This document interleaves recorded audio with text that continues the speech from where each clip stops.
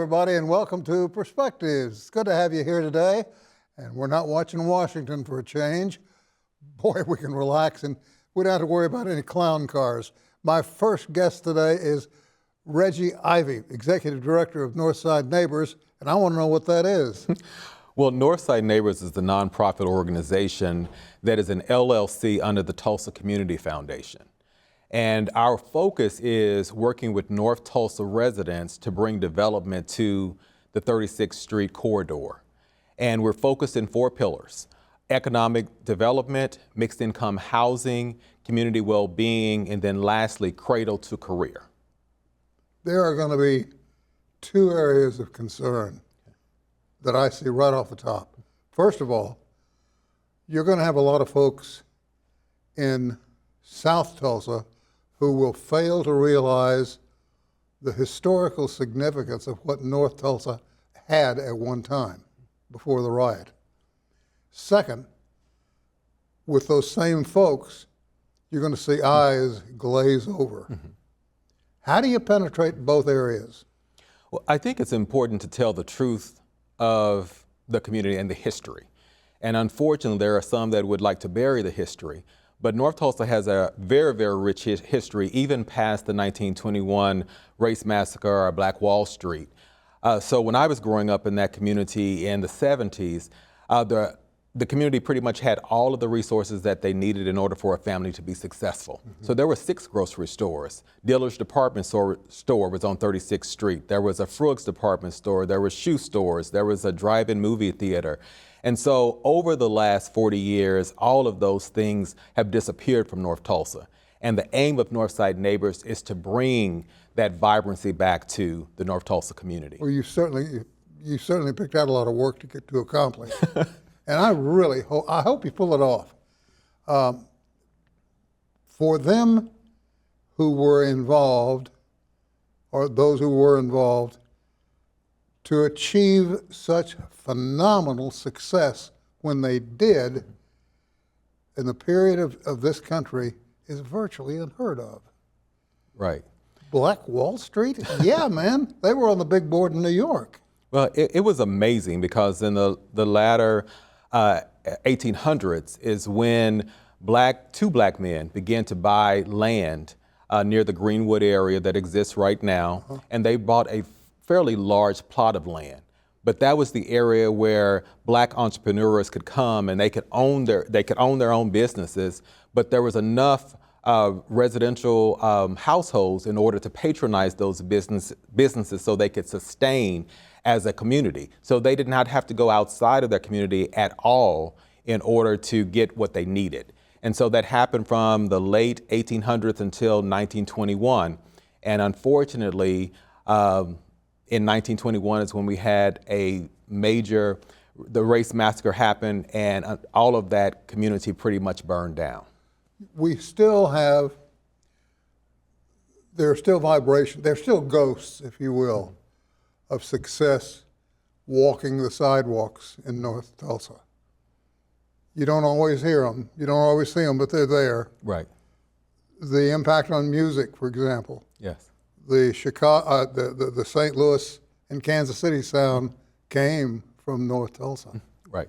Right. It was also a major dropping off point for the Underground Railroad. Right. And I mean, you can just sit here and name the things that happened in North Tulsa. When Duke Ellington or Count Basie or Harry James even played South Tulsa one night, the next night they'd play North Tulsa. The 2 towns were just so divided back then. Right, right. Even before the shooting started. Right, right. And there was a Big Ten ballroom that was on Apache. I've heard about it, yeah. That is where a lot of the performers actually came and they performed to black audiences. Unfortunately, for a number of years, the Big Ten ballroom was not operational at all. But now it is. And so we're really excited to bring back various artists, and not only black artists, but artists that want to perform for North Tulsa residents and others.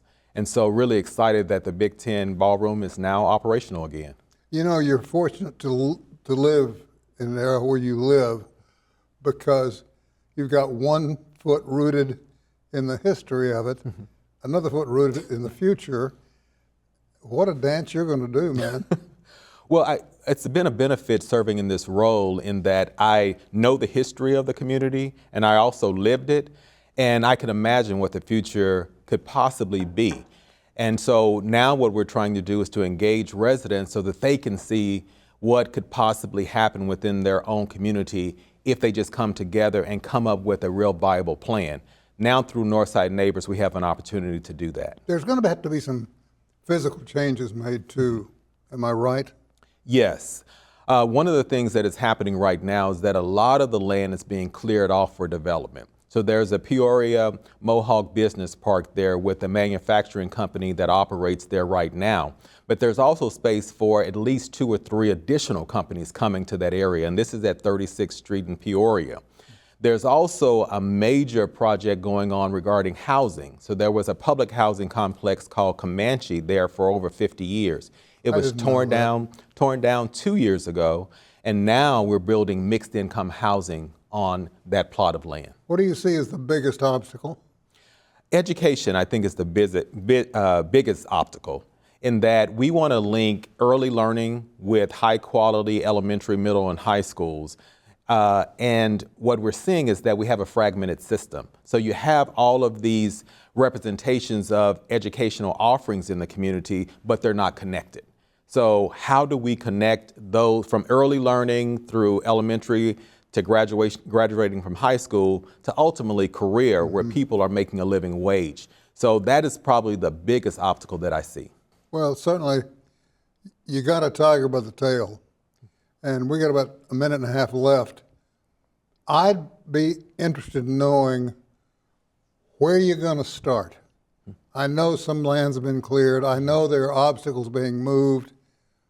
But how do you bring people together and say, look, this is safe, this is functional, and this is history, and you can walk through it? Well, the first thing that we have to do is really engage residents, because we are not going to be successful until the residents believe that the work we're doing is going to benefit them and ultimately benefit generations to come. So you have to engage residents in an intense way over a period of time so they have buy-in to what we're going to do. How do you do that? Well, we're going to have a series of community engagement meetings. We're going to go to neighborhood associations. We're going to go to churches. We're going to really talk about this model that we want to bring to North Tulsa. But we don't want to come with our own perceived ideas. We really want the community to feed us ideas as relates to those 4 pillars that I mentioned at the top of the interview. And there may be solutions just waiting. Right, right. What right. a novel idea. Right. Hey, listen, first, I want to thank you for coming in. Second, Thank you. I want to stay in touch. Let's you and I Absolutely. talk more down the road. In fact, 6 months from now, would you come back? Absolutely. Well, I'm going to hold you to that. Thank you for taking time to come in. I know your schedule is just terrible. Thank you. Shula at a premium. But keep us on your list of folks to alert when things develop and start, because it's going to happen. Thank you. Thank you. I sure will. Thank you, my friend. Right. We'll talk more down the road. Short break. We'll be back. Have a little more right after this.